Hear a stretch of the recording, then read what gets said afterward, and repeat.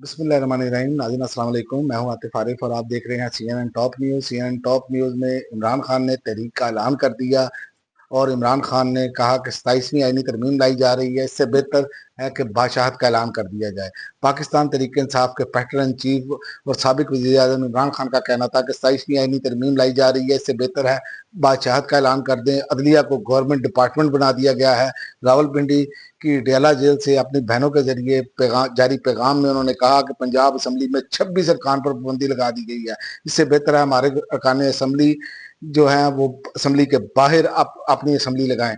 10 मुहर्रम के बाद गुलामी के निज़ाम के खिलाफ तहरीक शुरू कर दें, क्योंकि कौम को गुलाम बनाया जा रहा है और गुलाम बनने से बेहतर है कि मैं सारी जिंदगी जेल में रहूं। बात सिर्फ उनके साथ होगी जिनके पास ताकत है। इस मौका पर मीडिया से गुफ्तगू करते हुए इमरान खान की हमशीरा हलीमा खान ने कहा कि पार्टी में 50,000 अहदेदारान हैं, वो अपना वजन उठा सकते हैं, क्योंकि सियासतदानों का काम है सियासत करना, लीड करना या कॉल देना हमारा काम नहीं है। ये एक साथी ने सवाल किया, उसके जवाब में उन्होंने कहा और उसके बाद उन्होंने कहा इंसान जो मर्जी प्लान बनाता रहे, लेकिन आखिरी प्लान अल्लाह का है और अल्लाह इमरान खान के साथ है। इमरान खान के जो अहकाम होंगे हम उनका मुकम्मल फॉलो अप करेंगे और उनके अहकाम पर अमल करने की ताकीद करेंगे। इमरान खान को इस पर अपडेट दिया करेंगे। और दूसरा, 26वीं आईनी तरमीम पर फैसला पहले होना चाहिए। जस्टिस मंसूर का जुडिशल कमीशन इजलास की कार्रवाई पर एतराज।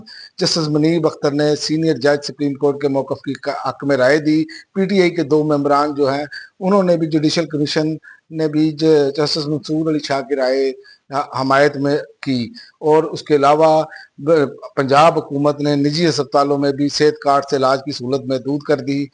नए माली साल के आगाज से पंजाब के निजी अस्पतालों से इलाज करवाने वाले मरीजों को इलाज के लिए 50% रकम खुद अदा करना होगी। और अलीमा खान ने एक और इल्ज़ाम आयद कर दिया। उन्होंने कहा कि इमरान खान को मुकम्मल आइसोलेट कर दिया गया है। जस्टिस सरफराज डोगर ने इमरान खान का केस ना लगाकर जो सर्विस दी है, इसके तोहफे में इनको अब chief justice Islamabad high court लगाया जा रहा है, अलीमा खान का इल्ज़ाम। और जस्टिस सरफराज डोगर ने इमरान और पीटीआई का मखसूस निश्चित से महरूम होने के बाद अरकान असम्बली के हवाले से बड़ा फैसला। पीटीआई की पार्लिमानी पार्टी ने तमाम अरकान असम्बली को इस्लामाबाद तलब कर लिया और आज़ाद अरकान से अब हलफ लिया जाएगा।